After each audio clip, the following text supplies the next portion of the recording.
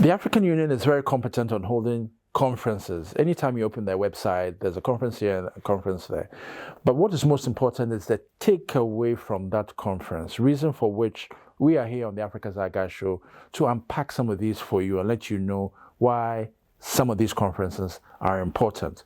So when the African Commission on Human and People's Rights holds a meeting, an Extractives meeting, it isn't yet another conference. It's a conference underscoring the necessity of extractives in the conversation on gender. We all know that the gender issues have become very important across the world, and for African peoples as well, even more important. We need to be looking at gender budgeting, the impacts of gender on trade corridors, the impacts of gender here and there. But the other thing that we also need to be very in tune with is what are the impacts of extractives on gender, which takes us to conversations around mining. Mining has become a very big issue on the continent. Many member states of the African Union either have found new gold mines or have found lithium mines or have found any kind of particular mine. But the most important thing, a lot of member states are now involved in some kind of mining. This mining involves gender. There are impacts of the mines and mining activities on gender. And therefore, some of these things need to be discussed. And so when the African Commission on Human and People's Rights had this meeting on gender with a specific focus on extractives, was to look at the policy landscape, to look at what is happening, what is the legislation that seeks to protect women, but also what does it do in going further to ensure that the women are protected. Some of us raised questions around the fact that the African Continental Free Trade Area is here. There's conversations on trade corridors, the Abidjan-Lagos corridor, the Lobito corridor, the Lapset corridor, all these trade corridors that are being built as we speak across the different parts of the continent. When these corridors are finally running, they're in operation, there will definitely be impacts on women, impacts on gender, impacts on extractives, depending on which corridor it may be. The Lobito corridor, for example, that links DRC, Zambia, and Congo, for example, is largely a corridor funded by donors that will have a great focus on extractives. What is the conversation by the African Commission on Human and People's Rights on this, for example? The African Commission on Human and People's Rights has a working group on extractives, which is chaired by one commissioner, Dr. Solomon Derso. But the working group itself has a particular mandate on monitoring some of these conversations. So that is one part that the African Commission on Human and People's Rights is doing. But the other part is, having conversations, being involved in meetings like these to say, okay, there's a meeting on gender and extractives. How does it go? How far does it go into unpacking and demystifying the concept of extractives? Because when you really look at it, one of the AU agencies that is really doing well on mining, that has a mandate, is the African Minerals Development Center. That has a specific mandate at the African Union Commission. Right now, it is domiciled under the ETIM department, that is the Economic Integration, Trade, Tourism. But the African Minerals Development Center was supposed to, if also the statutes had been ratified, the statutes have been ratified by more than 15 member states. Right now, there's just 4 ratifications of the statutes. If they had been ratified, you would have the African Minerals Development Center based in Guinea-Conakry in West Africa. But right now it's in Addis, but it's doing a lot of great work on green minerals, on critical minerals, on artisanal small-scale mining, on just really ensuring that there's the promotion of the African mining vision, that there's also a lot of narratives that are demystified around the role that women can play in promoting mining, in promoting the African mining vision in the context of artisanal small-scale mining and so on and so forth. There will definitely be later shows where we unpack more on the African Minerals Development Center. But the reason why they're even coming into this conversation at all is because of the issue of extractives.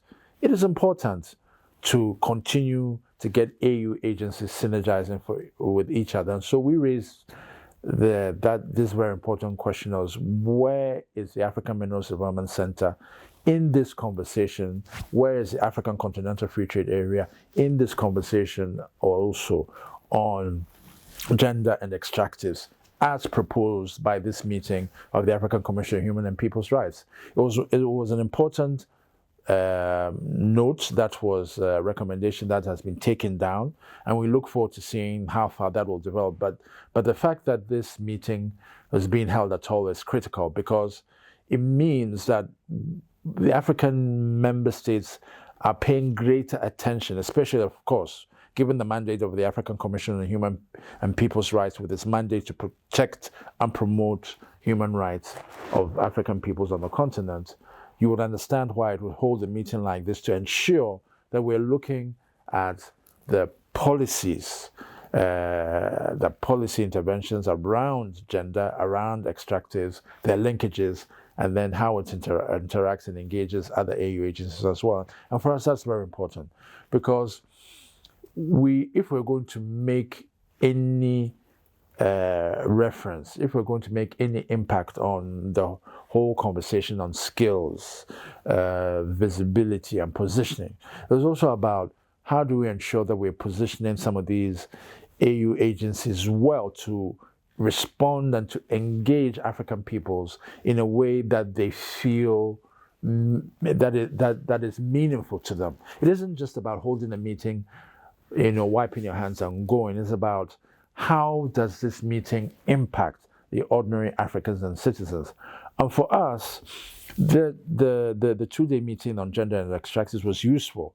And knowing that the African Commission on Human and People's Rights, with the mandate that it has, is ready to begin engaging and tackling the complexities around some of these issues is good for us, because it means that we have people who are thinking a lot more deeply about some of the inequalities that come with the extractive industry on the continent, on mining, the informal sector, the people at the lower end who will be affected by some of these consequences of the extractive industry, and therefore will go a long way into raising new narratives, new conversations that will embolden and ensure that they are also treated a lot more equitably. For us, these are the kind of conversations on the Africa Zeitgeist show that are very important in underscoring the fact that the African Union continues to be a global player in consonance with Aspiration 7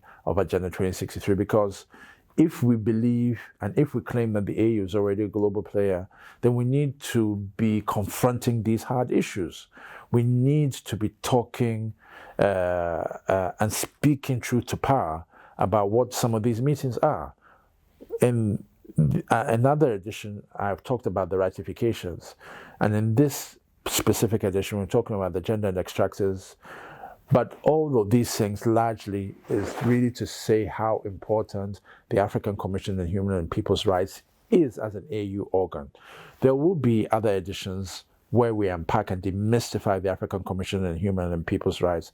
But for the editions that we have done, it's largely to say that it exists, it has validity, it's been doing some great work for a long time.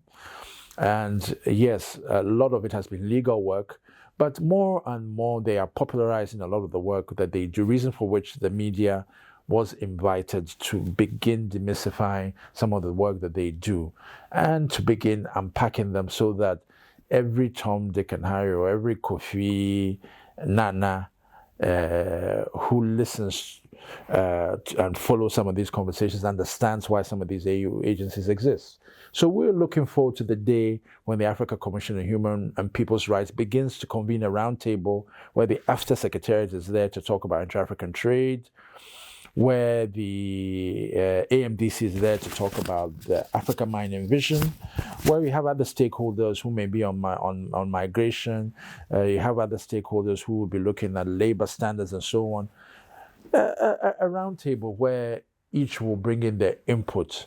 Those inputs will then go into some kind of recommendation that will begin to help us understand why protecting the African peoples is an important part of what the African Union does through its many different AU agencies, but also the fact that as long as the African Union exists, we on the Africa Zeitgeist Show will be there to ensure that we give visibility, we give light to it, we ensure that we are helping people position themselves to respond to it. We are making sure that people understand that skills around the African Union is important. For those who are interested in working for the African Commission on Human and People's Rights, not everybody is a lawyer. There are a whole level of people who will work on the African Commission on People's Rights who are not lawyers. But if you're a lawyer and you think it is a place where you would like to work, do let us know. Let us see how we can begin having a conversation on what you think about the African Commission on Human and People's Rights, how you think you can contribute, and what we can do to facilitate some level of engagement so that we can all offer our very best to take these AU institutions to where they need to be. My name is E.K. Benson Jr. The Africa Zeitgeist Show is on Facebook, it's on Instagram, and it's on YouTube. Like and subscribe our YouTube channels, and check out our channel for some very exciting videos. We'll be putting a lot more other conferences that are coming up and on our socials as well, so that you can also follow and keep up to date on very exciting conversations that are coming up around the continent. The year is coming quickly to an end, and there's so many meetings, some of which we may miss, some of which we'll cover. So for those that we are not able to cover, at least you'll be able to see some of them on our socials so that you can check them out for yourselves. Thank you for always following us. Instagram, YouTube, and Facebook. My name is E.K. Benson Jr. Thank you to the production team, and thank you to Chiefy for support. Have yourselves a great day. We'll speak to you next time. Thank you, and goodbye.